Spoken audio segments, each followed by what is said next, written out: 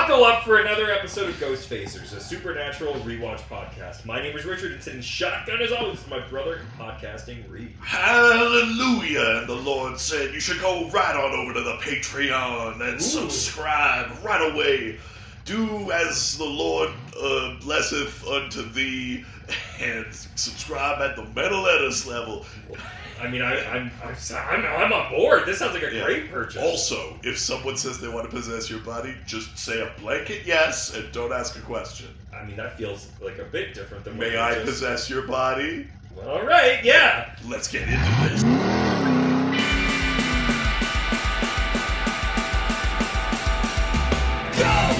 Ghost Facers! We face a ghost, when others will not, we're ghosts! Ghost Facers! Stay in the kitchen when the kitchen gets hot! Ghost Facers! We face a nightmare, we face a dread! Ghost Facers! We face a faceless, we face a dead! Welcome to Ghost Facers. Today we're discussing Season 9, Episode 3. Yeah, it's good. And there wasn't any marital disputes right before this. It's fine. End of episode. I liked it. 3 out of 5. Yeah. Oh my god. I mean, I know that I'm no angel, but I know you certainly aren't. I'm very angelic. Yeah, and easygoing. I have a sweet sensibility. Yeah. Easy going. Oh, sorry. Are the angels easygoing? Or am I exactly how an angel would be? I'm sorry, is that you trying to make yourself good? Yeah, because I'm right. You want to be like the angels in this. Yeah, I mean, they pretty much have the right idea. Oh, no. Well, somehow we have a review. Okay. Oh, wait, no, we don't. That was from last week's episode. If we didn't have a new one, so I sometimes forget to delete the old one. And so that's what happened there. I listen, I love that you're a man with a system. I also love that your system is so deeply flawed. It's not because it relies on you, the man who requires the system. The system's not flawed. Yeah, but because computers can do no wrong, but it's me, the human element, that ruins it. Yeah, sure. That's cool. Yeah. It's good. Yeah. Well, you will see what you'll be saying when they take over. Yeah. I mean, probably still this up until they torch me. Yeah. And I'll be on a stack of computer monitors. Is that currency in the future? Yeah. Look at all these monitors I have. Yeah. Hell yeah. How much for that house? 27 monitors. Oh my God. Easy there, big spender. In this economy? This episode aired October 22nd, 2013. Nice.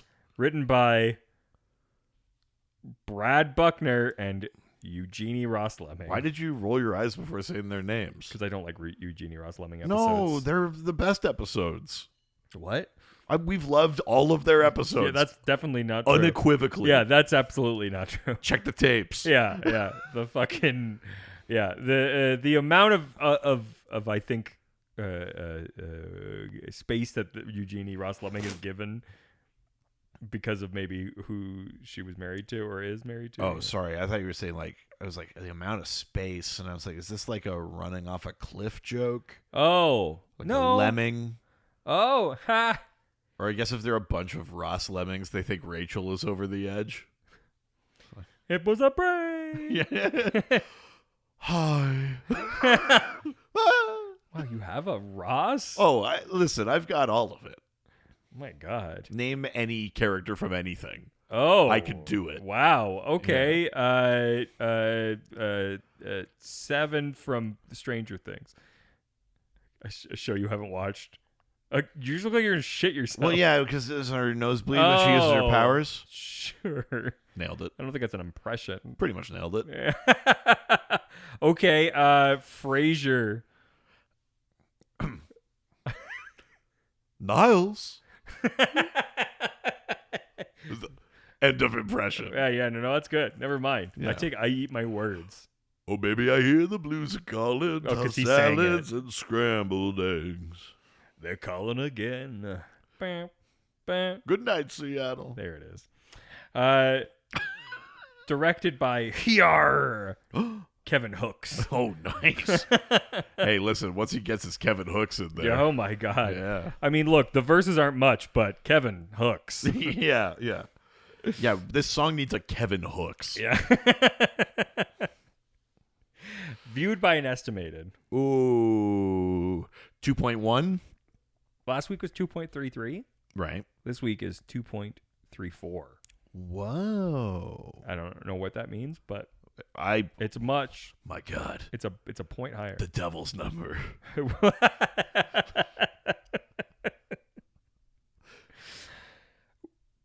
Maybe we should watch the promo. Nice.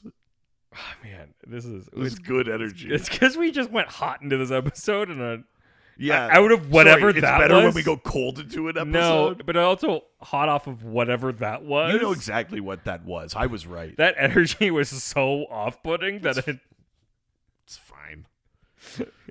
it's like when your parents fight and you're just like, can now we have my birthday dinner? Yeah. Happy birthday. Blow out your candles. It is your birthday. Yeah. Happy birthday, boy and girl. Okay. That's not bad, actually. I watched that promo this afternoon and was like, I don't remember this episode at all. Yeah. That's not a bad promo. Going into the episode, as I was going along, I was like, It's like, yeah, Cass is on the run. Heaven's Most Wanted. I like it. I yeah. vaguely remembered the episode as I was watching it, but I had no idea. I remembered pieces of this episode. Yeah. I remembered like him living at the shelter or whatever, like working the garbage pickup. I remembered him hooking up. Sure. I remembered some bits of this episode, but certainly not all of it. It's a classic ERL, slightly middle of the road. Oh, Eugenie Ross. Yeah. I was like, hang on, I'll get there. Yeah. TV Guide describes this episode as a group of angels hunts Castiel. Dean and Sam race to find their friend before the angels do. Homeless, Castiel tries to make his way through the city and comes across some unexpected surprises. Oh, yeah. Hell yeah. But before we talk about today's episode, Maybe. let's open up Dad's journal and learn about some of the real world lore. That's right. Let's talk about homelessness. Yeah. Let's see what the lore says about tin of beans. Let's...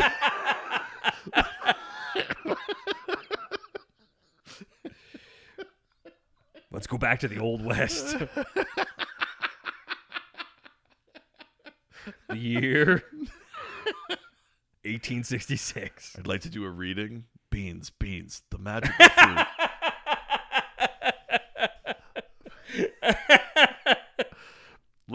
Let's see what the lore says about Bartholomew the Apostle. My son is also named Bartholomew. Yeah, my son's name is also Bartholomew. Bartholomew. Bartholomew is one of the 12 apostles of Jesus. Whoa. Although there does seem to be, like, he seems to have been, like, retconned to be named Nathaniel. What? Or that, like, they've combined some accounts wherein the person is named Nathaniel with the figure of Bartholomew. Oh, shit. We actually got the name wrong. You're like, fuck. We already printed all of these. Oh, crap. Shit.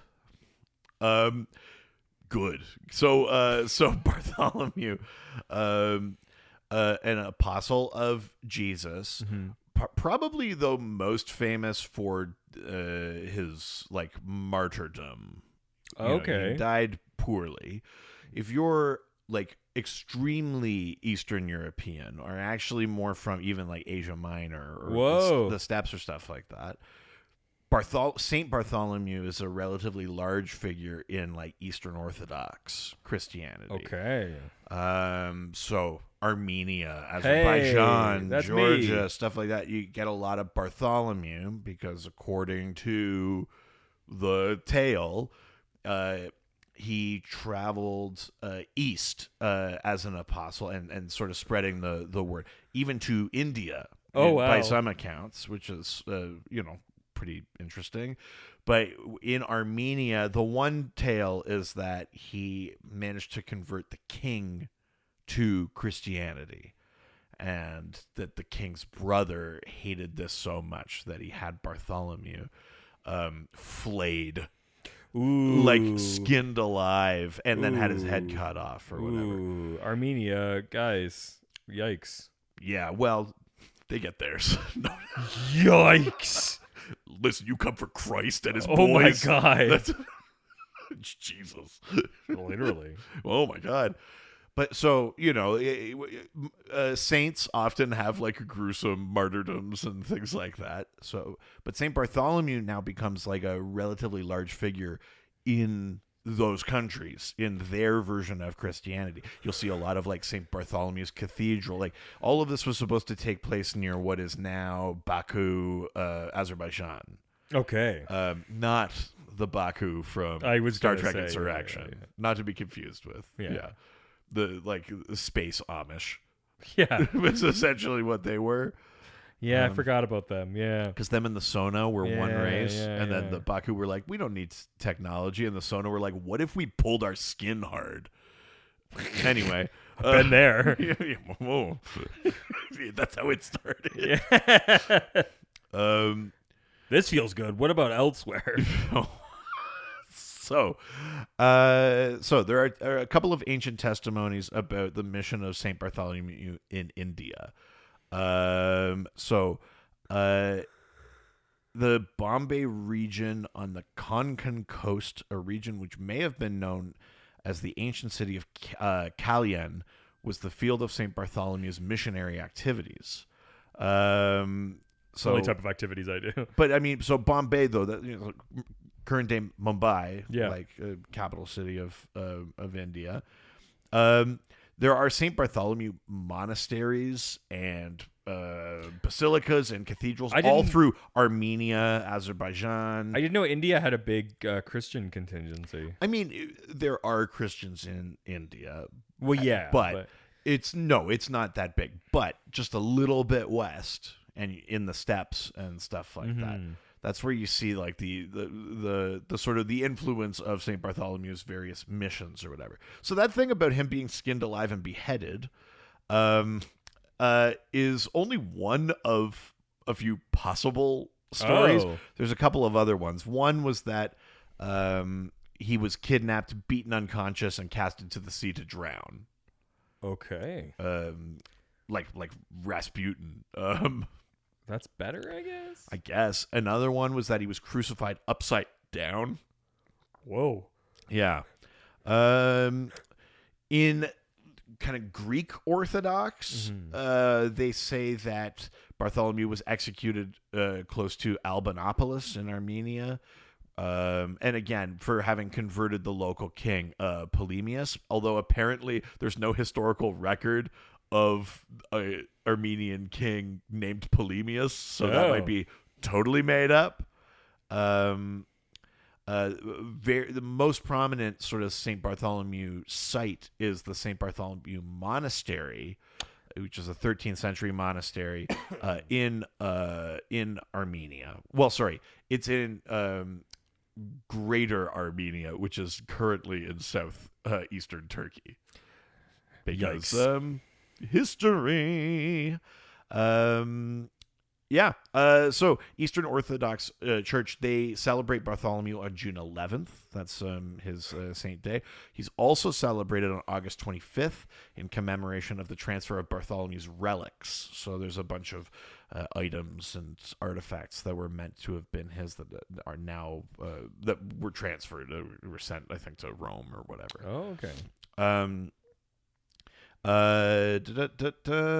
He's the patron saint of Azerbaijan. Okay, which is kind of interesting. And the feast day of the apostle in Azerbaijan is celebrated on the 24th of August, so as opposed to the 25th. Wow, a lot of dates with this guy. Well, hey, listen, when you got it, you got it. I'm on all sorts of dates. Oh my God. Yeah, well, I guess it's also because, there are like different calendars and stuff, and so the date maybe slightly moved when we're on the current we're on the Gregorian calendar or whatever. Bartholomew the Apostle is remembered in the Church of England with a festival on the 24th of August as well. So, there you go. Well, Damn. Bartholomew, baby. We're pulling all the names out of fucking literature. Truly, yeah. If he was from like 2015, he might be Bartholomew. Bartholomew. Yeah. Yeah. Or if he's from like 2001, he'd be Bartholomew 2. Yeah. Of course. Yeah. Or if he's from the far future, he might be Bartholomew. Because he has lasers. Pew, pew, pew. Yeah, yeah. Nice. That's cool, yeah. Well, if you want more... It is I, St. Bartholomew. And my St. Bartholomew crew. Oh, my God. Did it. If you want more good comedy like this, stay tuned after this quick break.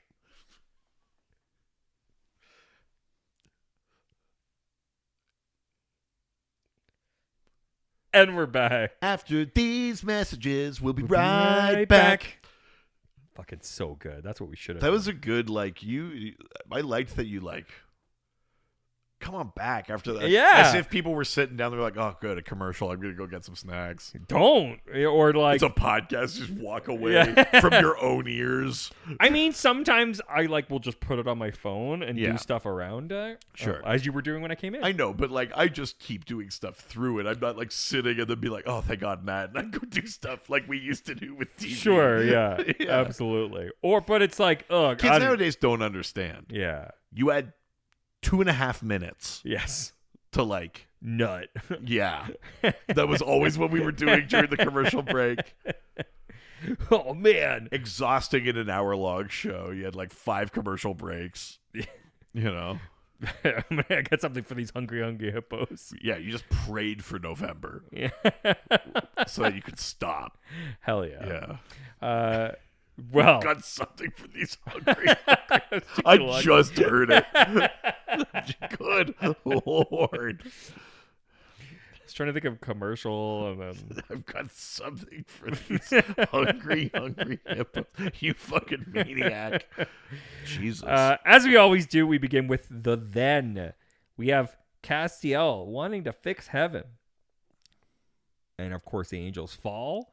And now heaven's after Castiel. Yeah. The angels fall like... Is this good comedy? I'm sure it's fine. We have a little reminder that, you know who exists out there? Reapers. Baby. Reapers. They reap people. Yes. Allegedly. Jesus. Good Lord. Dean asks for help.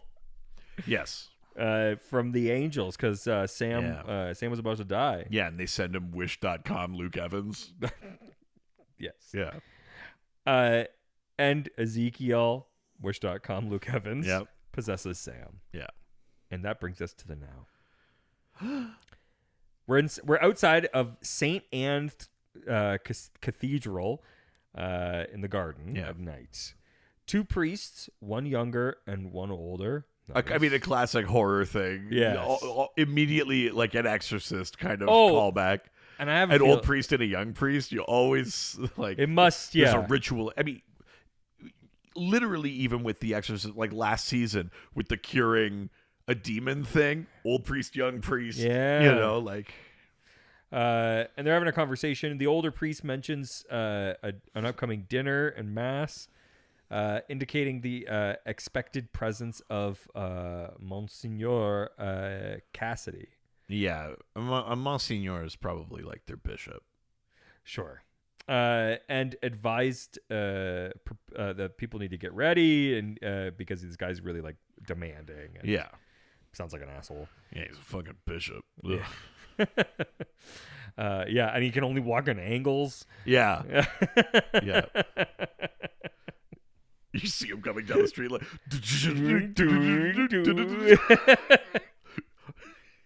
the Monty Python sketch. It's the bishop.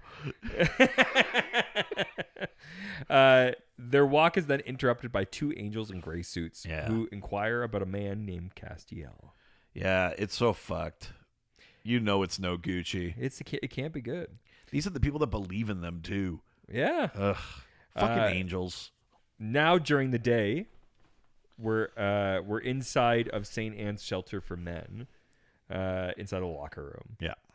Locker room's got a lot of like dudes walking around, like cleaning. This is an okay clothes. shot, actually. Yeah, We're I like like going it too. through, and then we round the corner and see Cass. And we see Cass. I like it. It's good. Dressed in regular clothes, Eating toothpaste. Yeah. He's not got his. He doesn't have a trench coat. This is like on. a real it's a real like K-Pax kind of moment. Very much. It's Kevin Spacey eating the banana in Yes. K-Pax. Allegedly, and is Oh no. Castiel is approached by a man who inquires about the length of his stay. Yeah. Yeah, his buddy, I can't remember his name. Yeah, I he's can't like, "How remember. long are you staying?" He's like, "Oh, I've got to leave tonight. After work, I'll I'm gone." Or whatever. And then he goes, "Tell me, can I ask you something? Do you ever get tired of urination?" And you know what? It's funny. He said that, and I was like, "Fucking yeah." Oh, no, I love it. That might feels like a bit strong. No, I love it. I love taking a piss. Piss freak, right? Okay, never mind. That makes sense now. Does it? It all adds up now. I just want to be clear. I only like taking a piss non-sexually. You know, I didn't. I'll have what he's having. I wasn't gonna question it, but I think Doff protest a little too much. Allegedly. Yeah. Bitches. I swear to God, it's non-sexual, man. You gotta cut out the bit where you think it is. People are they're gonna talk, man.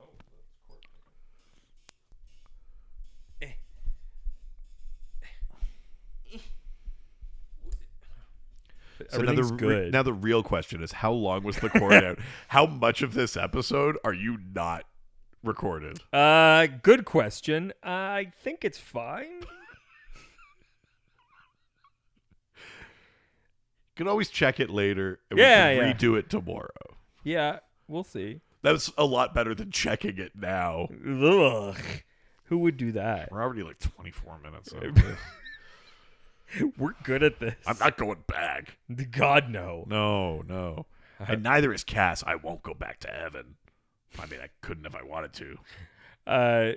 So we're now outside of St. Anne's Cathedral in the garden. Yeah. And the men from the shelter, including Castiel, are tending to the garden through various tasks like picking up garbage. Which, listen, it's a shelter, and then the guy tells us later, they quote earn their keep, like they work, but there's I'd say 5 people all picking up garbage at this cathedral. Like, how fucking dirty are these cathedral grounds? Yeah, truly. Well, we just held a rave last night, so Yeah. we're gonna need someone to clean up all these condoms. We're the Catholic Church? ? Yikes. If the Catholic Church has condoms, like I don't want to know. I mean, Don't. no, I don't know No. where I was about to go. No, with this. don't. Castiel discovers suddenly Lambskin. blood on a rock Yeah. and a gate, Yeah. prompting him to follow the trail. The trail which leads to a very distressing scene. Here's what I love about this. Cinematically, I love how they shoot this. Where there's blood on the rock, Yeah. and he looks up and there's blood on the gate. But then he looks up again, and these 2 priests are fucking eyes burned out, As if he impaled didn't see on the it. gate. But if you just backed up, you look at the rock and you go shit. Because they're right there. Yeah, It's yeah. not You a- wouldn't. It's you not would- around a corner. It's not behind a tree. He'd be picking up garbage and be like, "Is that fucking Father O'Malley?" Truly. I love it's shot. It's shot exactly the right way. 14. They don't do any of the sort of additional work of making the geography a thing you actually have to navigate. Oh, it's no. a straight line. His eyes go whoop. Yeah, that's not really how vision works. You think they've all been out there picking up garbage for so long, be like, oh yeah, there's a tree, there's dead Father O'Malley, there's What? Zoe. So yeah, so these the angels killed these priests. So fucked up. Again, these are the people that believe in them. Did we get an explanation? No. There's no reason why. It's just because angels suck. Yeah, that's kind of it. Which doesn't feel like To what? Like, again, to what end? Especially given the rest of this episode Yeah. and how they are wielding religion. Yeah. It really doesn't make sense. Yeah, it doesn't make any sense at all. It sure doesn't. Weird. Like, they're not, like, beating up the priest. He's like, oh, I won't tell you shit. No, yeah. Tell your boss he can go to hell. What? Like, what? That's really literal. I mean, you know who would say that? The Pope's exorcist. Whoa. Yeah, you said that was a good movie. I like it. Like, unapologetically. But he would be like, you can tell your boss to go to hell. Oh, yeah. It's me, Russell Crowe. It's a me. Russell Crowe in that movie is doing the voice everyone wanted Chris Pratt to do for Super Mario. It's a me, Exorcist RD. Yeah, it's just... Like, truly, that movie is so much of just Russell Crowe being like, and so, when I go in to do the exorcism... I mean, I kind of love that. Parco Jurassico! Oh my god, I forgot about Parco Jurassic. They were so concerned of whether or not that they could. They never stop to think of whether or not that they should. One of your best. I think It's from like, this one. it's like not even a bit.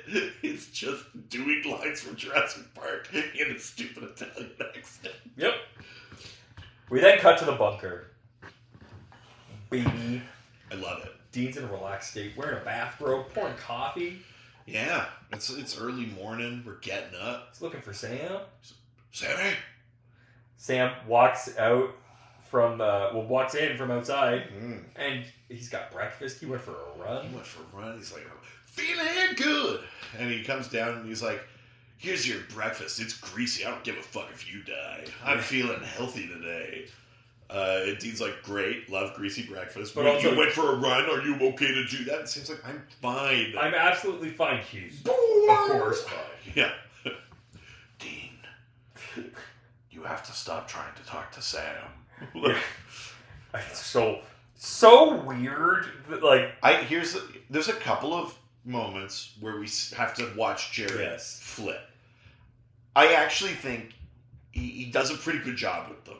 Yeah. I don't like his performance as Ezekiel in Sam. Sure. I think the performance is bad, but I actually do think he does a good job of showing, like, the transition and, like, making them different and stuff. I just don't like his Ezekiel. I just think it sucks. But, like, I think he's doing a good job of making them distinct.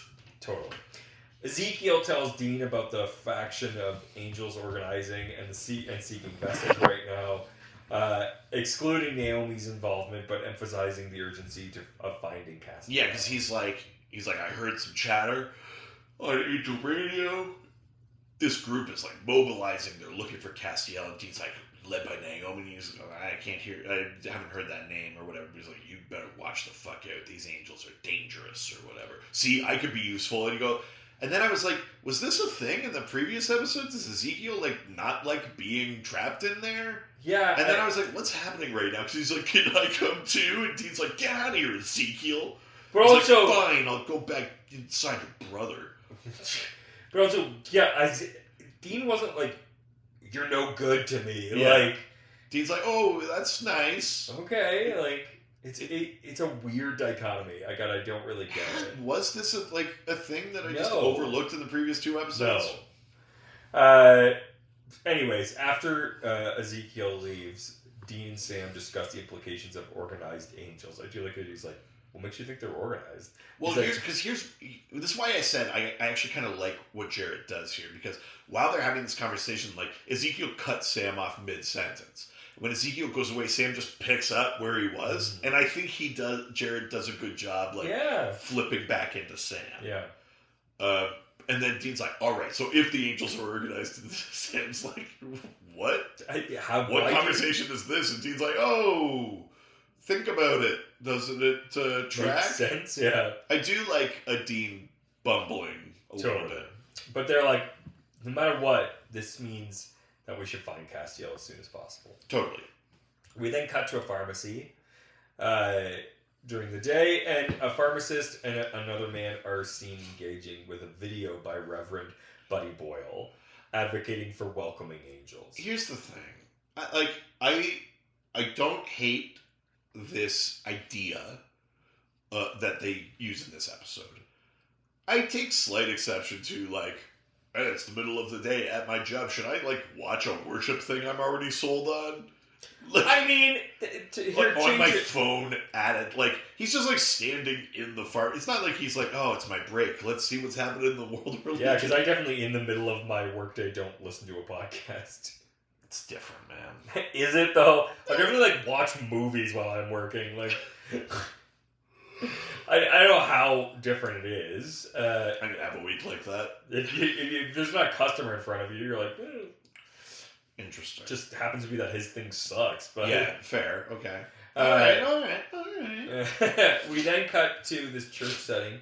Bartholomew, another angel, commends Buddy's persuasive effort, cutting into basically that shot. Yeah, so this guy, this like televangelist or whatever, Buddy something. Yeah.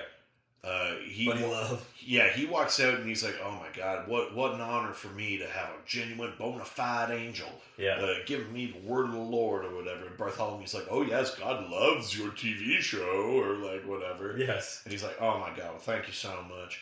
I'm ready to embrace the Lord." Blah blah blah blah blah. And he's keep putting that the message that he says, like, if angels come a knocking, you let them in. Yeah. And I love how insidious that is. I think it's like, that's a smart supernatural moment, which is like, what is something about religion in our world and how would it, like, and I like the concept of this thing. You open your glory hole to the angels. Easy. Easy. Open wide your glory hole to the angels. You let them slide into you through your glory hole. Good Lord. No, I almost coined the phrase Grace Kake. Get a face full of Grace Kake through your glory hole. But I do like that. So he knows Bartholomew is an actual angel. Yeah. Bartholomew's like, this guy. And then this very like devout follower comes in and she's like, I'm ready to receive the power of the Lord or whatever. Bartholomew's get on your knees. Bartholomew's like, all right, I mean, if you say so. And this angel, this is the first time we've ever seen it. We've never actually seen an angel possess someone, which is basically the exact same way that the demon does. It is sort of funny that it's almost the they're just changing the color. It's the exact logic of when, for the first time in Order of the Phoenix, you see the Order of the Phoenix like apparate as clouds, and they show up as white clouds. You go like, oh, have they been doing that the whole time? I know. The Death Eaters were always like clouds. Yes. And you go like, oh, are they? I guess it's the exact same premise. Yes. In here, like someone literally just took the like aperture and like changed it. Like, but yeah, exactly. So it's a white cloud going into her glory hole. Easy. Yeah. But then she fucking explodes. Yeah. It's great. And I love Bartholomew being like, listen, even with a willing host, not everyone's good enough to... It's this fucking, like, it has, like, shades of, like, eugenics or something. You know, like, the angels already had that, where it's like, you were destined to be, like, you've been bred to, you know, like, all these kind of things. I like Buddy's like... okay. I guess like the lamb to slaughter. Yeah, exactly. So I'm sure there's some passage in the Bible I could use to justify. Yeah. The guy's just like, whatever fucking makes you sleep at night. I don't care. It's interesting to see Bartholomew be like, who gives a shit about your stupid fucking book? Yeah, because angels thus far have been like, why did we deviate from the book? It really fucked us up. And Bartholomew's like, no, embrace the chaos. Yeah, we're better than you. Fuck it. Like Bartholomew is a real. He feels like a real would have followed Lucifer type. Sure. You know? Absolutely. We cut back to the bunker, and Dean and Sam strategize, pinpointing Castiel's last location and subsequent potential movements based on a series of grim events and angelic killings that have happened. Yeah. They identify a pattern of violence linked to angelic activities. Suggesting a concentration search for Castiel to prevent his capture or harm. Yeah. We then cut to a homeless camping ground. Yeah, it's like under an overpass Yeah. or something like that. Castiel's adapting. This is where we get our lore, the tin of beans. Yes, Castiel's adapting to human necessities and vulnerabilities like eating and sleeping. Yeah, like he's like, oh, you have so little. Thank you for sharing your food with me. And like, here's what I like in this episode in general is that Castiel is shown a couple of examples of human kindness, vulnerabilities of human too, like the vulnerabilities, but also like what makes people good or resilient or special or whatever. And I do like that. And what I think is done well too is that Cass can go from a moment that is very genuine, where he's like, "Thank you for sharing your food with me," to immediately being like, "Man, pissing and shitting is weird, huh?" Well, yeah, he goes with this guy and he's like, "Ugh, sleep. I'll never get used to it." Yeah, he's like, it is weird. All of the like learning that I need to figure out where my food is. I didn't find enough food for today. And the guy's like, "Oh, this is the first time you're doing this, eh?" And he's like, "Yeah." And assuming that this guy thinks that it's the first time he's ever been homeless, not human. And he's like, yeah, makes you think I'm gonna die someday. Yeah. And the guy's like, "Oh, Jesus, man. Fucking easy read." I mean, listen. Attempting to settle for the night in an abandoned bus. Also, what a primo fucking spot. How come no one else is using Right? the bus? How did he get the bus to himself? Right? The bus is a great place to sleep. I saw it, in I was that like, situation. Yes. As a man who's slept out on the street, fucking... Yeah. I would kill for an abandoned bus. I too have slept in the street, but not in the same way. No. You just woke up on the street. Yeah, sorry, that's what I do. You're not even sure where you went to sleep. Yeah, that's more what I do. As a guy who more than once has just woken up places. Yeah, in the edge of town. Including under the welcome to Yes. town sign. One of my favorites. Or in the trunk of a car. Attempting to settle for the night in this abandoned bus, Castiel contemplates the morality and intricacies of his human experience. An altercation suddenly then happens as he wakes up and sees the possessed pharmacist from before. Yeah. It's great, the shot of him out the window, and then he's gone when we look again. Yeah. Like, some classic supernatural stuff, classic horror kind of stuff. And Cass, gets out his angel blade, and he whips around the guy's there. The guy cuts him, and he's like, this angel right away is like, wait, you're human? And before any other words can be exchanged, Cass fucking stabs him. Which is interesting because that also sets the precedent that it's like, oh, the angels don't know that he's human. Yeah, exactly. For sure, they all think that he is still an angel. Yeah. Which is interesting, I think. And sort of now reminds us about the ongoing dangers from all these other angelic pursuers, and the fact that Castiel can get killed at any moment. Totally. We then go to the exterior of St. Anne's Cathedral the next day, and Dean, disguised as an FBI agent, interviews a man from the shelter where Castiel stayed. It's the guy that we saw at the beginning or whatever. And they're trying to describe who they're looking for. The guy said it kind of sounds like Clarence. And it's like, oh, Clarence. Here's the name Meg gave him. Yeah, well, Sam points that out and kind of has of course. And he wouldn't know that Clarence is a famous angel name. And then Dean's like, what? So he's like, it's a wonderful life. And Dean's like, It's so funny what he does. What he does and doesn't know. Yeah, if only I knew someone like that. Where it's funny what they do or do not know. Do you? Yeah. You didn't know, might as well go for a soda. Again. I'll never forgive. Hey, do you remember that part? I'll never forget. Where nobody has responded since that happened? Because they know I'm and right. only a few... And it's unspoken. You don't even have to listen. If you're listening, you don't have to say it. I will take your silence as tacit agreement. Wait. So this just means that if no one says anything, then it proves you right? Yes. Wow, that's quite convenient. And correct. I don't make the rules. You literally just made that rule. Well, History's written by the victors. Oh, no. Garbers. Yes, history. All of history was written by Victor Victor Garber. Garber. That's the conspiracy theory I subscribe to. Victor Garber personally orchestrated history. Yeah. This guy also reports that Castiel left on the day that the murdered priests were found. Yeah. Dean attempts to... Yeah, almost like he had something to do with it. Almost. Dean's attempt to glean Castiel's whereabouts yields no solid leads, as the man only knows that Castiel planned to keep moving. We then cut to the Impala, and inside the car, Sam and Dean discuss Castiel's use of Clarence and the wonderful life. I do like this moment where Dean is like, okay, it's time for Plan B. And Sam's like, what? And he's like, I'm talking to you. He's like, what? He's like, I'm talking to you. And it's like, woo! And fucking Ezekiel shows up. I like that moment. But also Ezekiel's like, cool, let's do this together. Yeah, great. No, that's sorry, fast. that's your... Hang on. Sorry, is Ezekiel here?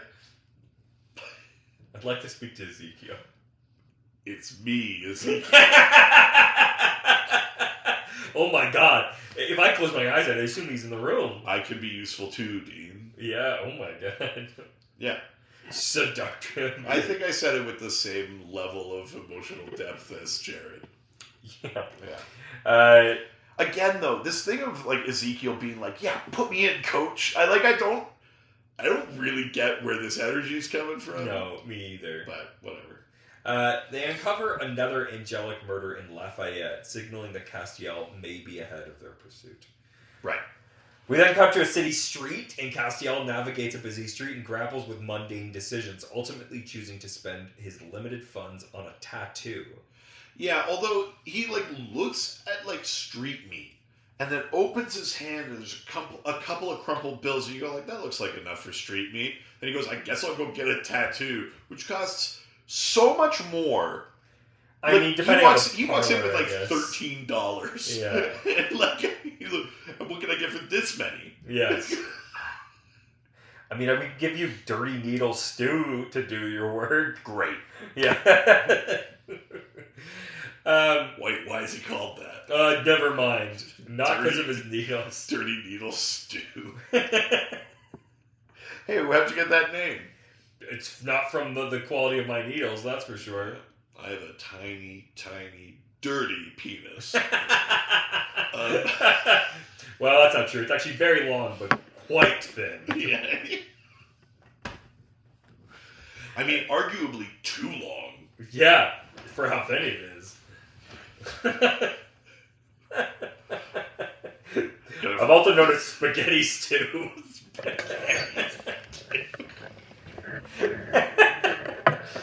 But that got people confused on a dish that I like to make. Yeah. Just stew with spaghetti in it. Yeah, I used to go out. I used to get Lady of the Tramp all over town. Spaghetti stew, that's what they called me. That's right. One too many street meals and they called me Dirty Needle Stew. Jesus Christ. Is this good? You know if you have to ask. The unofficial slogan of this podcast. Yeah. Also, if you have to ask, then yes. We then cut to the church, and in a strategy meeting, Bartholomew and his angels discuss their progress in recruiting vessels and the urgency of capturing Castiel. Bartholomew is he's like an evil Harvey Specter type. He's got big Leviathan energy. 100%. I mean, the show loves playing with the bureaucracy of things. Yes, corporatizing of things. But it's great.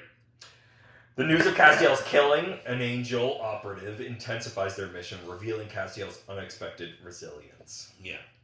And the Bartholomew is very much like, why haven't you found him? And they're like, hey, he actually killed our guy that we sent. Yeah.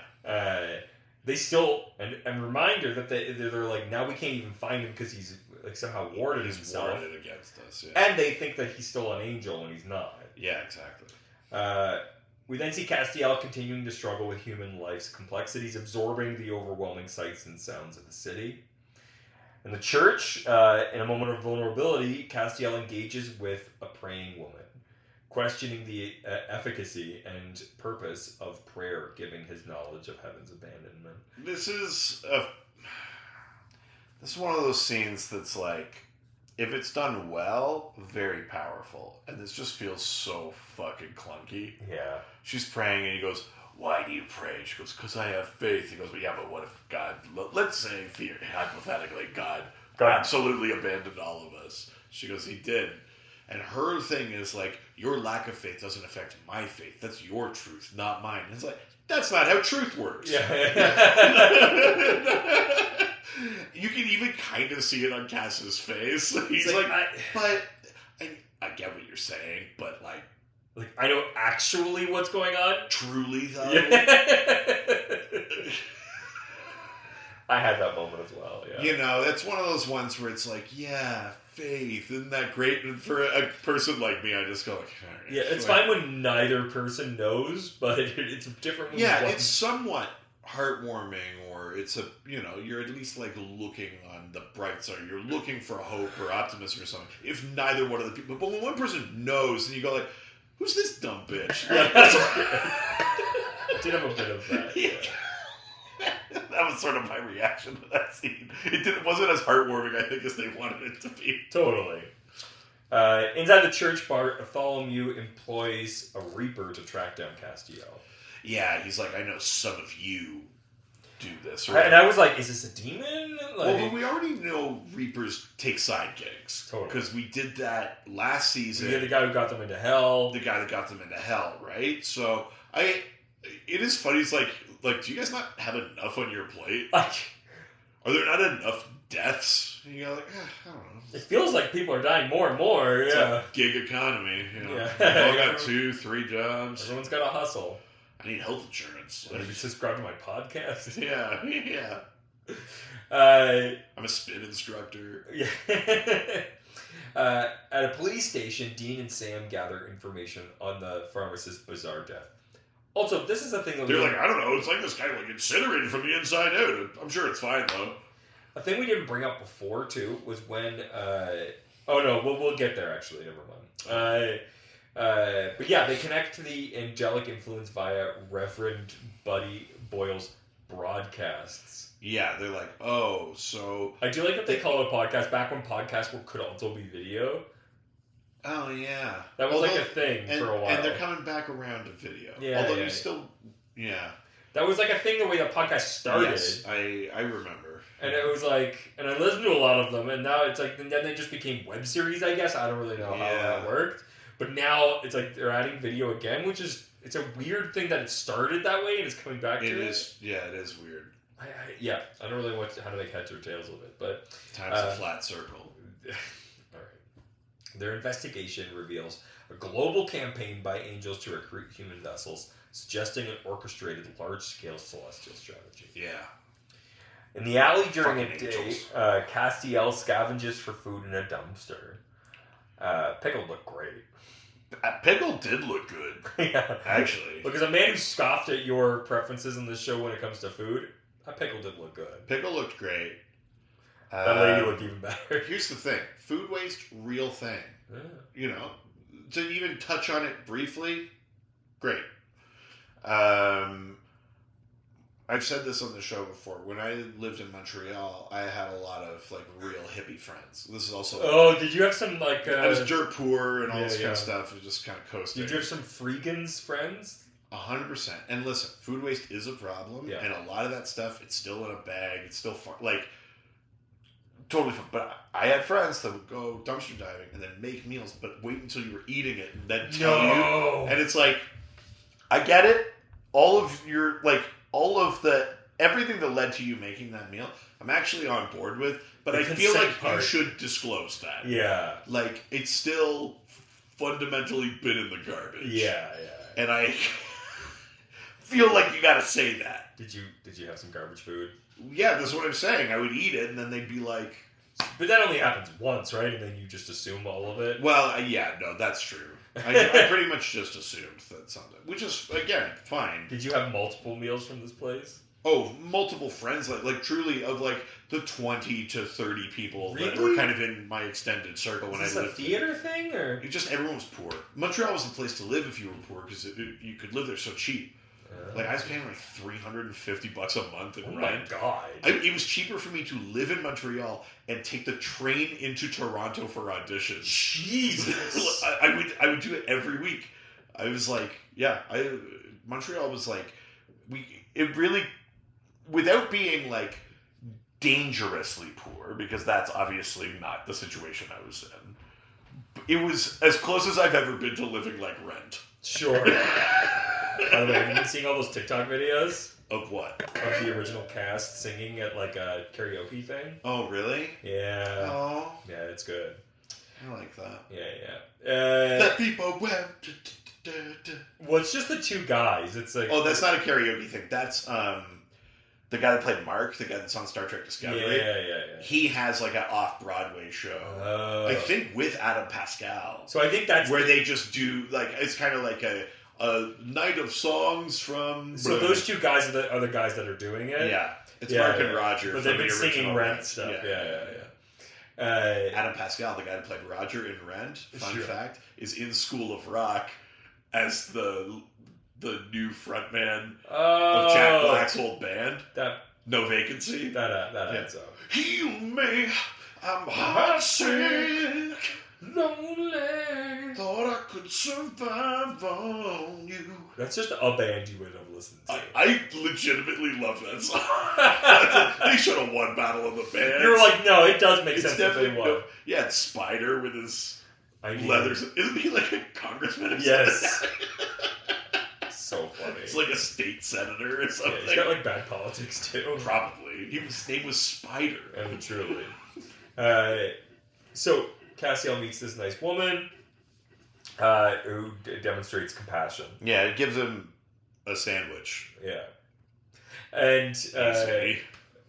we then cut to, this is the part I was going to talk about earlier, and I remember it happened here, which is the homeless camp where Dean and Sam then come to interview the people. Oh, where they're like, we're not cops, talk to us. Do we look like cops? And everyone's like, This is such an interesting sort of switch point in this episode, but also a reminder of what's been happening in this season, which it must have been a note coming into this season where they were like, hey, we should, make these guys, like, now good at what they're doing. yes. Which feels like a very specific note that's... And they're also a bit older. Yeah, but also... I think there's a component of it where it's like, oh no, now they're so good at it that they're actually too good at it and they can't not be cops. Because even Sam, when he's like, oh, so you saw the Vic, victim? Yeah, this is what I mean. It's almost like, it's like Yeah. now it's gone too far the other way. It is kind of interesting. Because for so long they played like, they don't really know how to like engage with cops. And like, you look at the first couple episodes. Oh, of I the know. Now we series. just blow through that stuff. It's Yeah. like, yeah, you guys are feds. Whatever. Yeah, and it's interesting now because it was like, that was such like a passing moment, but one that I hung on to when they were like, we don't look like, do we look like cops? And it's like, oh wait, like now you guys probably do kind of come off like cops the way that you're approaching these things. Yeah. And it probably in Dean and Sam's mind, they probably still think that they come off not like they're not. Yeah, we're just like cool everyday guys. Yeah. Who haven't seen a ton of shit that has really fucked them up. I mean, that's like you and I, where it's like inside we probably still feel like we're like 20 years old, and then it's like you get around actual 20 years old, and we're like, we're still like that, right? I mean, my God. Yeah. That's true. The new apartment that I moved into, I was like, how are there children living here? Like that own their own place. Right. And I was like, oh no, wait, I think they're like 23, 24 years I mean, old. that still seems young to have the Oh, capital to buy a condo. I mean, I doubt they have the capital, but they could still have a place. It's Right. crazy. But yeah, so they end up trying to interview somebody, and they seek information about Castiel, indicating sort of this situation. They learn from a homeless guy that Castiel might be heading towards Detroit. Yeah. And the guy's like, I bet Detroit. They're like, how do you know? He goes, because it said Motor City Meats on the truck he got into, or whatever. It's like, sure. Yeah. We then... You've got chops. Do you want to be an angel detective? Yeah. He said Motor City Meats and Nightblood? Yeah. Yeah, we all pooled our resources together. We got ourselves a large universal donaire. And then that guy went away with him. Yeah. Castiel said he had a bunch of deliveries to make. It was late at night. I'm not sure what was happening. Yeah. I can't imagine there are other donaire orders he had to fulfill. Castiel, enduring the struggles of survival, is invited into April's apartment. More like door gash. Yeah. Nope. Jesus! I meant like for blood. Bad timing, too. Jesus. I What's up, April? I didn't mean. Is your last name O'Neill? Good. I didn't mean it like that. Come here, Squid Gash. Although he does objectively, basically get DoorDash. Jesus. All I could think. Okay, so she ends up taking care of him. He doesn't shower. No. Although she's sort of been Feels like he gave her the dirty needle. Easy. I mean, I kind of had forgotten this episode, although I already was like, she's definitely an angel, like, or whatever, or something. I was like, she's like on to him. But there was another part of me that was like, or is this episode doing the more interesting thing? Yeah. Where she's maybe just some sort of human psycho. Yeah. No.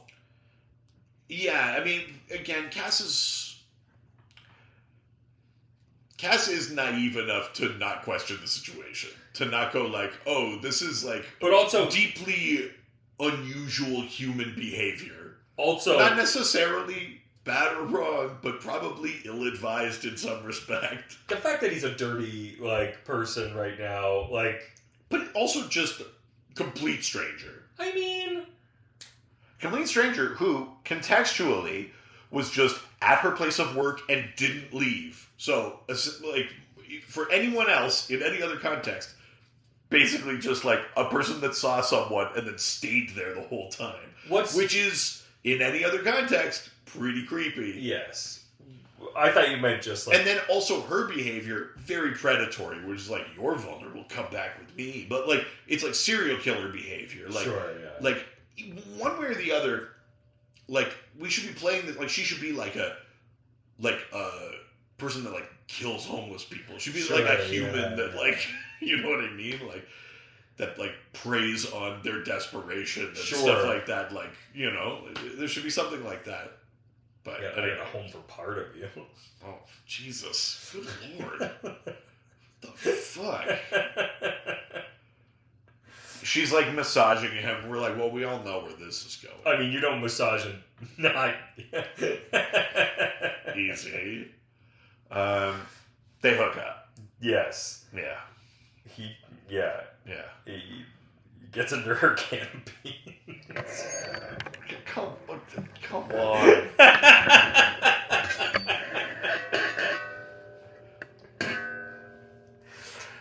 Listen, he's got the appetites. He's human now. They've never tried to make Castiel hotter than he looks good. Like the amount of shirt open, like totally. And also, he's got hungry eyes. Hungry eyes. Yeah. I'm just an angel between your thighs.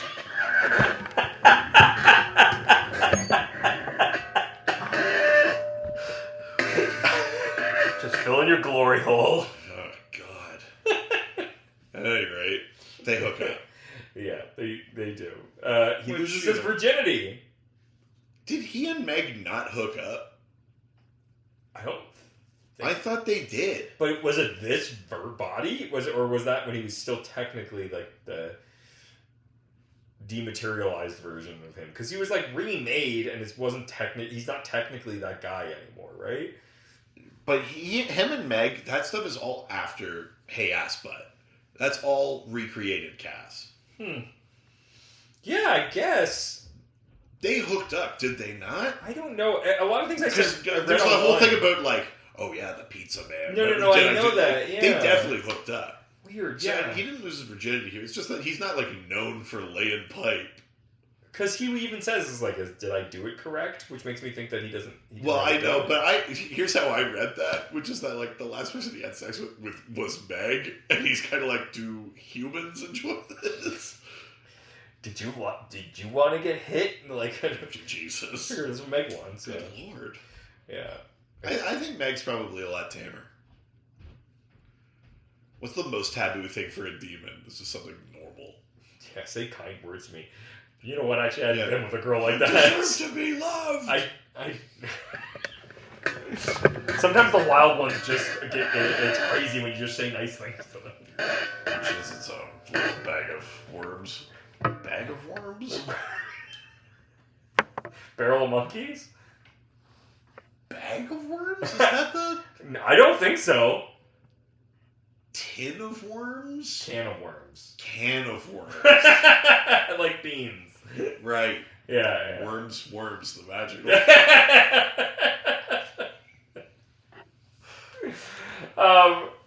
So yeah, they get down funky style. Yeah.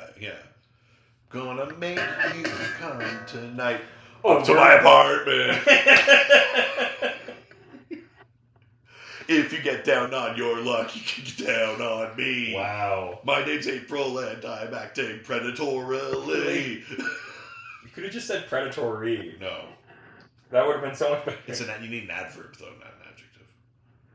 I guess, but it would have been better for How are you acting? It's predatorily. You need an adverb there.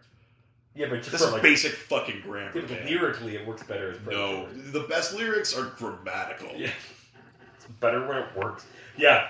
Looking at you Name one song that sounds cool but doesn't make except sense. Britney Spears and sing Backstreet Boys. No.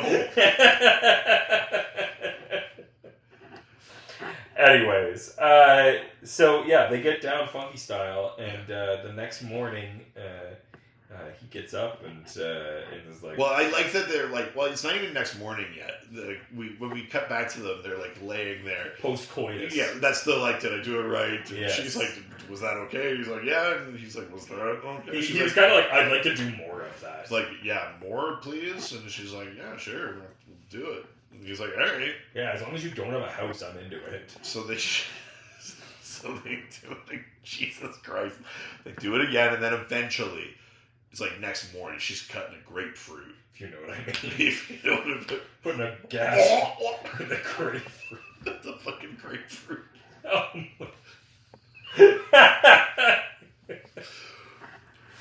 Another feels like old internet reference. Yep. It's the grapefruit thing. She's cutting a grapefruit. He's putting his clothes on. She's like, I washed your clothes. Is that fine? He's like, yeah. And then he's like, can we do that again? And she's like, maybe. And then he's like, hey, by the way, in my clothes, did you see like a fucking sword? She's like, what, this? I'm a reaper. Yeah. Yeah. And suddenly, he fucking gets like tortured. Yeah. It's like fucking gashing across his chest. She also doesn't seem to be surprised that he's not an angel. She cuts him a couple times. Like, we made a point of the angel being like, you're human. But I guess maybe because they had this whole evening, she could tell. She even says, like, I was told that you were dangerous. You're obviously not. Yeah, I guess maybe it's actually not that weird. But for a moment, I was like, shouldn't we be making a bigger deal out of this? But she like fucking like rips open his shirt and fucking like it's a hot easy. scene. It's good. I mean, it's all right. No, it's great. It's not like Mask of Zorro, like cutting the dress. Or I anything mean, like that. yeah, it's hotter. I disagree. Rewatch Mask of Zorro. Another in a long line of sexual awakenings for me. I would say this is hotter. It's like a man in an open shirt with a cape cutting a dress. Yeah, that's much less violent though. Yeah, that's good. I don't know. It's kind of like this is like there's like sweat and bandanas, blood, and, like knives involved. I'm getting worried. I'd say, ladies, fucking and gentlemen, please back me up here. I'm not saying it can't be hot. I'm just concerned that the thing that you're. No, I'm right. Okay. Yeah, it's hot. Oh no. The way he doesn't like it. I don't know, man. So, then Sam and Dean bust in. Easy. Over to my apartment. Yeah, the song's not called Bust In. If you bust in. If you bust inside me, I'll bust it inside you. It's like, oh, this song has no subtext. I'll bust anywhere that you want me to. Could you bust in me tonight? Inside my body. It's like, oh, there are no metaphors in this. Please would you come, please? Yeah. Sorry, we blew the metaphor budget 5 songs ago. Yeah. So we just had to write this one exactly what we were saying. If you have a penis and it could be in me. I hope that all your secretions are also in me. All your secretions. What a... Ugh. Vile. Awful, vile, bad. There's a great fight between Sam Dean and this lady. Yeah, it's pretty good. Like the fucking throw that happens with Sam. Yeah. It's a great action moment. It's solid. Dean kills the Reaper. This... Oh, did we... Ezekiel shows Did up. we skip over the scene where they tortured the other Reaper? I think we did. Because the Reaper was like, the one that was like hired by Bartholomew was like following them, and they round a corner, and then they like get the jump on. Yeah. And they were like, we knew you were following us. And I was convinced it would be like, that's Ezekiel helping out in the background. No. But then that doesn't come up, so then they're like, how did they know that? I don't know. And you go like, it would have made sense to be like, Ezekiel gave them like this edge. No, I think that they're Like just Ezekiel good. could tell it was a... I know, but like... Well, no, I think they're more just... Because they right away know it's a Reaper, too. Oh, did they? When they, like, they don't go, like, who are you, or Oh, whatever. I thought they literally said, who are you? Well, but I think they know he's a Reaper right away. I don't remember that part. It's... Yeah, I don't know. But, they then torture him, which is weird to see, like, a Reaper being tortured. Well, where I was going with this is both when they do this torture and then also when Dean kills April. Yeah. They explode like angels. Yeah. Have we established that Reapers are angels? I thought they were something different. I didn't think they were like Cupids. Oh, I don't know. I thought... Have we seen them die that way before? No, but also I don't know how many we've seen die. But just in general, like, they have to glow in them and stuff like that. It's like, oh, they're a kind of angel? I kind of thought they were. But they also tend to take people to hell, right? Yeah. I don't really Because know. not everyone that goes to hell made a deal. Yeah, no. So they're not all dragged by hellhounds. I would think some Reapers would also be like, okay, it's time, and you go down these stairs. Yeah, I guess I don't know. I just assumed they were different. I guess not. But the visual language, the storytelling of this is like, oh, they're a kind of angel. It's like a Cupid or something. But yeah, from this guy, we find out that where Castiel is. Right. They break in, have the big fight, and they kill her. Yeah, which is good. But Ezekiel helps by healing. Well, because Cass gets fucking... as soon as they break in, she just stabs Cass. Yeah, and he yeah. fucking dies in the chair. Because he's not an angel anymore. He Yeah. just, like, literally just dies. And so he resurrects him, basically. Yeah. But it weakens him. Yeah. Because Ezekiel and Sam are both still... And Sam wakes up and is like, what happened? And Dean's like, well, you know how I'm crazy, good at fighting. Yeah, he's like, I made a deal with her to bring you back and I wouldn't kill her. And then they kind of just like look at her stabbed. And then Cass is like, so you lied? And he's like, yes. That's what I do. Yes. I'm lying Dean. I'm lying. For the first time. Classic lying Dean. Yes. And that's clearly a thing that I'm good at. He's really not. Nope. Yeah. We then cut to the bunker. Dean evades Sam's questions about locating Castiel, citing an unverified search through Maurice's belongings, reflecting his habitual obfuscation. Castiel, his acclimation to human life and the love for the bunker now is apparent. He's like, there's food, there's water pressure. Yeah. I like it. These are things I didn't realize I liked. Yeah, this is good. I'm just or like, whatever. fucking preach, buddy. And then fucking Ezekiel, he's like, Cass is a danger. Like, him being here is like a beacon. They're gonna feel like a Reaper found him even though he was warded. And they're like, if it's like, the bunker's safe. And he's like, no. He's like, not. And if he stays, I go. And if I go, Sam dies. So tell your needy friend to leave. it's such a fucking heartbreaking. It's bad. It sucks. Dean has to be like, hey, buddy, can I have a conversation? Castiel's like, of course. Do you know how much I love your love conversations? our conversations. They never go poorly. Yeah, it's basically like, you've never given me bad news before. Why? What do you have to say today? I love talking to you because I know nothing bad can happen to you. Anyway, what were you saying? Heartbreaking. Well, yeah, because we also end this episode on Cass's fucking hangdog, like, sort of look. It's so sad. That's the end of this episode. Yeah. We'll get to we'll get to how we feel about it. Nice. Right after this. So stick around. This show is sponsored by BetterHelp. Do you feel like you're tackling 1,000 things at once but never really making any progress? Are you just looking at a calendar of responsibilities and no time for you? Therapy can help you find what matters to you so you could do more of it. You know, one of the things that people think about therapy is that it's only for a time of crisis, and that's not true. It's just to find tools and processes and an approach to help you just live your life in a more healthy and balanced way. If you want to make things just a little bit easier or have someone to talk to, give BetterHelp a try. It's entirely online, so it's much easier to fit into any schedule. Just fill out a brief questionnaire to get matched with a licensed therapist, and you can even switch therapists anytime for no additional charge.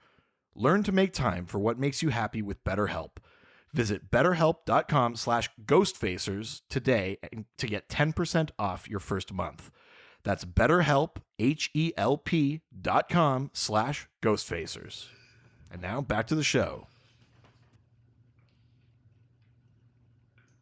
And we're back. Yeah, we skipped after the commercial. Fuck. Ugh, damn it. Shit. Fuck. I had a long weekend, okay? My head's not in the game. Oh, Schmuffin. What did you think about this episode? There's a lot in this episode that I enjoyed. Sure. The Cass on the run kind of thing and chasing down is interesting. I like the idea of this, like how the angels are organizing on Earth. Bartholomew definitely has all the kind of slimy, like he's set up well as a sort of minor adversary. Sure. I like the idea of weaponizing like something evangelical. I think that's a good idea. But ultimately, I think this episode's sort of messy. Mm-hmm. Maybe it's because Sam and Dean are just chasing Cass, not hunting a thing. Maybe something is off about the rhythm of the episode. Moment to moment, I think this episode's fine, but on the whole, I kind of go like, You know what I mean? It's like it's the opposite of the experience we have sometimes, where it's like, this shouldn't work, but I liked it. This one is like, each bit is fine. Like, I don't have a ton of criticism, really, but like as a whole piece, it doesn't feel. Yeah, I don't know. It doesn't feel like it fits or something. No, totally. I don't know that I can put it better than that. I guess it's just a fine episode. Yeah. Like, we've certainly seen a lot worse, especially from these writers. But I mean, yeah, that's fair. But this episode is just, I think it's fine. I like it fine. I'd probably give it like 3.5 bus beds. Sure. Yeah. This is like a B- episode for me. This feels. I find that Bartholomew feels like. It's like, I didn't really ever feel that like Naomi was that great. This is like a worse Naomi. And so this feels like a Naomi trying to be a Leviathan. Like, this concept of using televangelists as like an ability to be able to get people to let angels in is a cool concept. Yeah, I like it. And fucking blown, I think. Like, it because they don't really revisit it enough. No, it feels like such a fucking throwaway concept, which could have been really good. Yeah, just like how it's sort of a throwaway concept in License to Kill. Huh? They use a televangelist to secretly set the market price for like drugs. Oh, yeah, it's Wayne Newton. Huh? Anyway, I could. Yeah, I could take or leave this episode. I barely remembered it. I only remembered a couple scenes from this episode. I find that they like the it might make it better if we knew why they wanted Cass beyond just the like it's his fault. Yeah. Like if there was a more clear indication that's like he can undo it, or we need a burn, or like.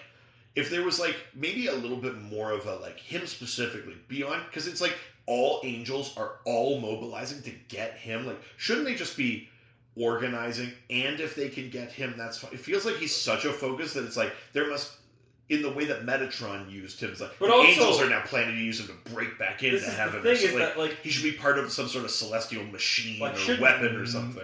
If they know that it's Castiel, shouldn't they know that it's actually Metatron then? And it's like...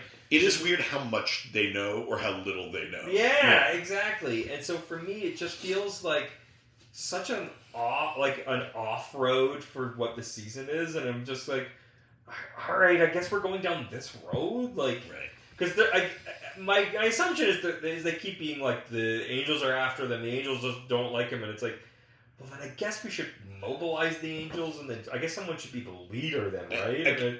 I guess. Yes, exactly. But again, the problem is the only thing they have going right now is get Castiel. Yeah. There's no sense of like we've been cast out of heaven. What's next? No, yeah. Like, not at how all. do we break back in, or how do we? Blah, blah, maybe could we go take over a hell then? Like, there's no sense of like the angels having an idea other than get Cass. This feels a bit like an episode that was like a Mad-Libbed episode. Slightly. Like it's like, oh, we have like a preacher with like a daughter or a young woman, and something happens to her, and there's a guy that's talking to the I almost wish that all of that stuff was in a different episode. Just make this Cass is on the run, Reapers are after him, and then at the end we learn it's like, well, the Reapers are working for someone, and you see like Bartholomew or something, and then next episode we can get into like what's his like. It would also been cooler if the guy that was the televangelist was the angel, because that's interesting to me. Yeah, it feels there's too many pieces. It's a fucking lazy ass episode, as per usual from ERL. Like, although again, probably one of their better ones though. Still true. I really don't like the whole April thing. I don't like that he has sex with her. I think the problem is that it feels like it's flirting with something dangerous and predatory, or some sort of bad. Predatorily. Well, no, this time it's an adjective. Or something like worse and cliche about the dangers of bringing a stranger home, but it doesn't commit either way. No. It goes like, oh no, there's nothing wrong with this very weird situation. I don't like Castiel. It feels uncomfortable. I don't like Castiel being like fucking like getting down and fucking like that. Like, it doesn't. I love that because he deserves it, but just not like this. But he deserves it. But that character doesn't make sense to be like in bed and being like, oh yeah, can we go again? Yeah. Like that it doesn't make sense with his character. Oh, see, I didn't read it like that sensually. I kind of read it as like can we go again? That was great.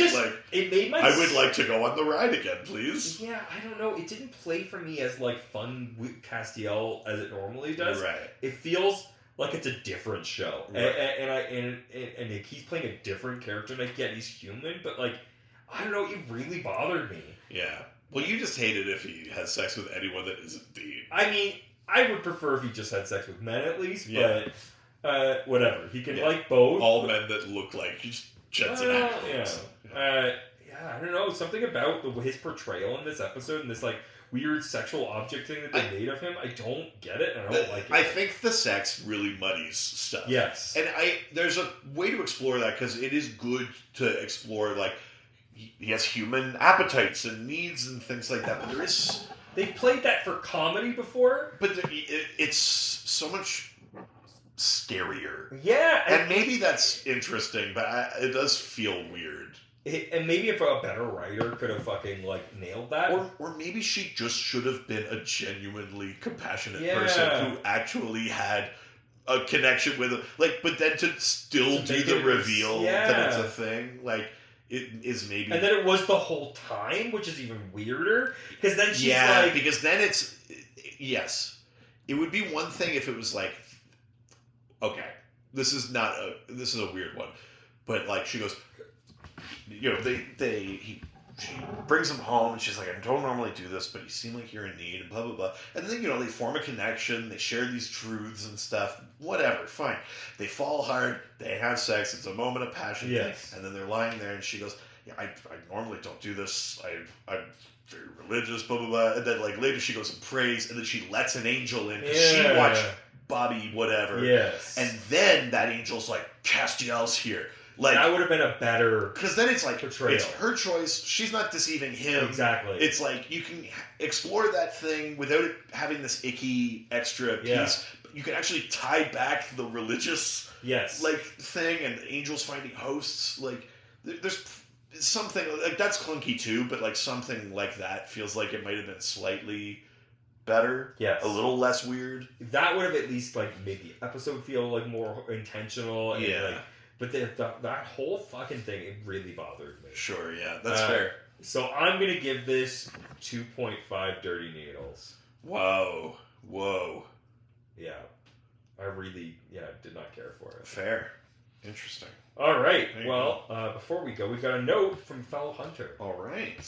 With the subject, Theater Kids Unite. Oh, hell yeah. Hit me.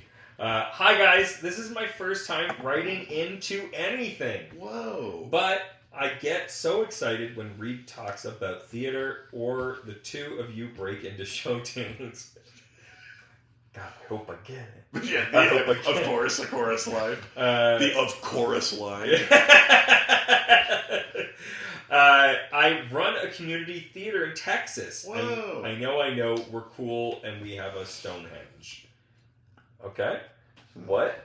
I just discovered the pod a few weeks ago, and I am getting caught up, though I don't necessarily go in order. Weird. Oh my god. I just finished listening to episode 16 from season 6, and then there were none.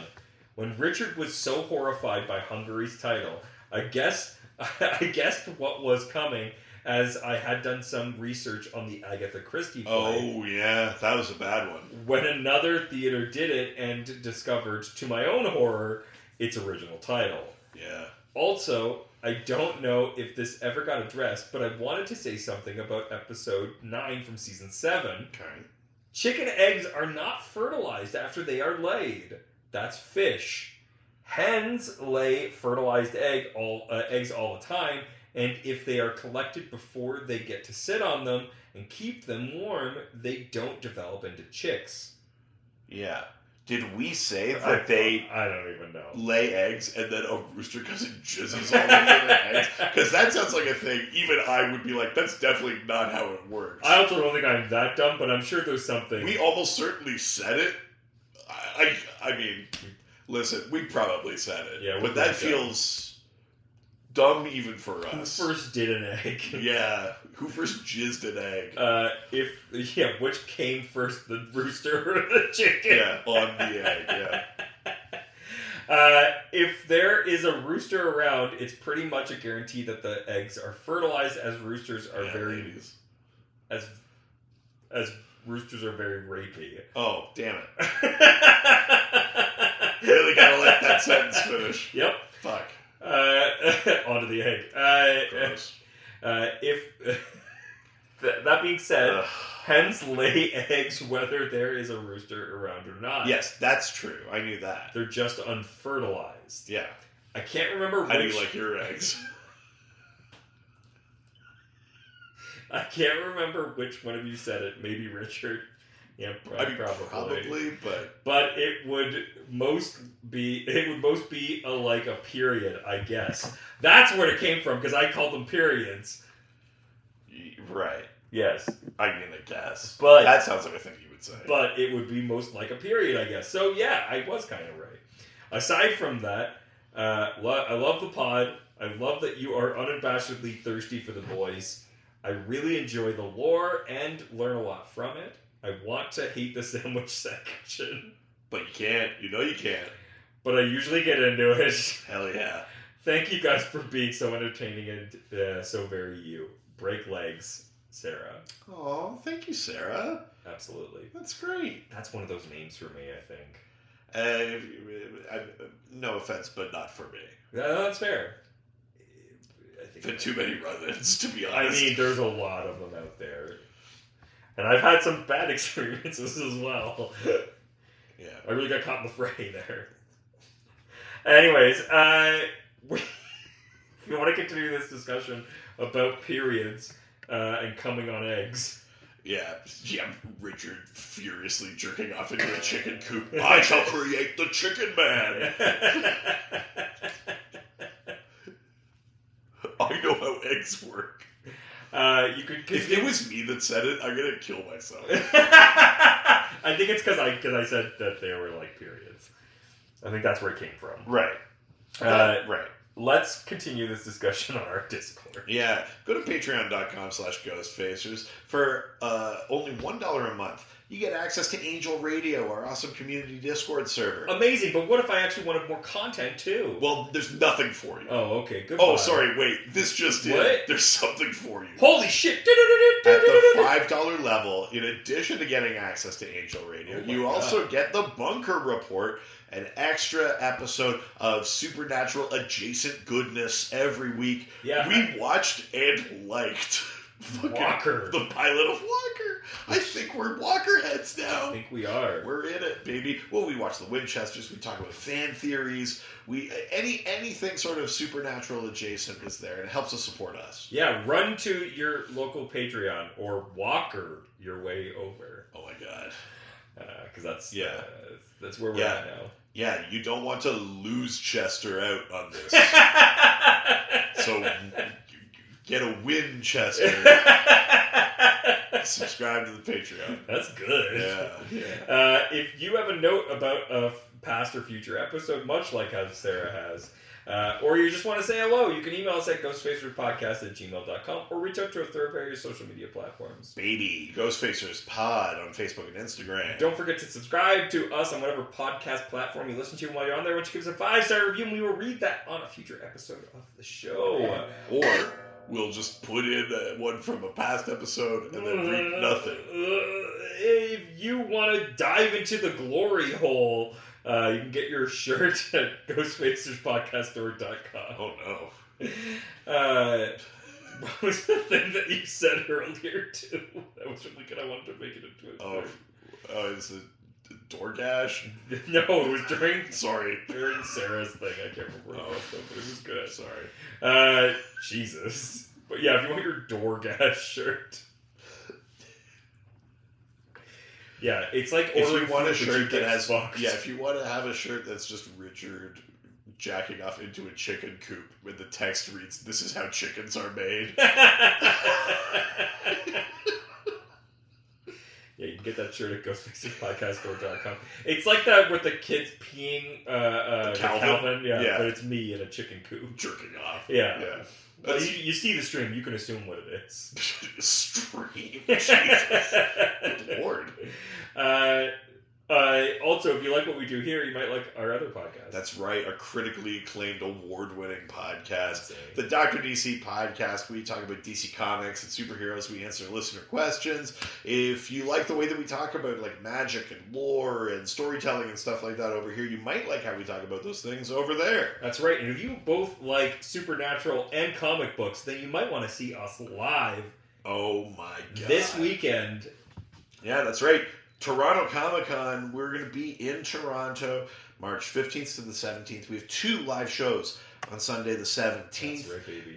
Dr. DC podcast at 11:15 a.m. and a live Ghostfacers recording at 1 p.m. Oh, you remembered. So if you are in Toronto or near Toronto, get your tickets. Come on out. Come see us. Come say hi. We'll be around, and we'll be in the community alley when we're not on stage. That's right, baby. Say goodbye, bitch. Jerk.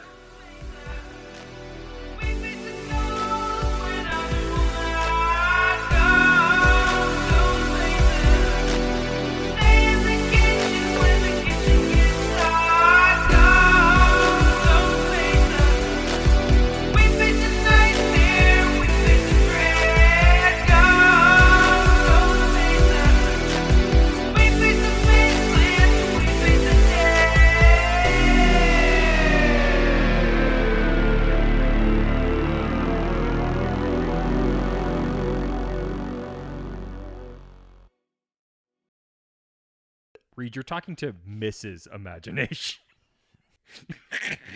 Yeah, you're talking to the big shitter.